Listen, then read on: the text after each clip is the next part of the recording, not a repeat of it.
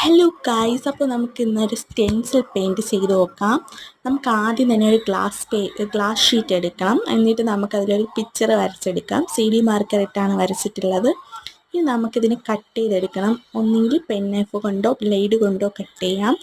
ഞാനിത് ക്ലാസ്സിലിരുന്ന് already cut ചെയ്ത് എൻ്റെ തൊലിയെല്ലാം പോയതുകൊണ്ട് ഞാൻ എൻ്റെ അനിയനെ സോപ്പിട്ട് വിളിച്ചു. അപ്പോൾ അവൻ കട്ട് ചെയ്ത് തരാമെന്ന് പറഞ്ഞു. അപ്പോൾ ഇതാണ് അവൻ കട്ട് ചെയ്തുകൊണ്ടിരിക്കുന്നത്. ഇത് നമുക്ക് ഫുള്ള് കട്ട് ചെയ്തെടുക്കണം. അപ്പോൾ ഈ സമയം കൊണ്ട് നമുക്ക് എൻ്റെ ക്ലാസ്സിലിരുന്ന് ചെയ്ത പെയിൻറ് കണ്ടു നോക്കാം. ഞാനിത് ജസ്റ്റ് ഒന്ന് ചെയ്തതാണ്, ശരിയായില്ല. ഇത് വെജിറ്റബിൾ പെയിൻ്റാണ്. വെജിറ്റബിൾ പെയിൻറ് ഇത് വെണ്ടയ്ക്ക വെച്ചിട്ട് ചെയ്തതാണ്.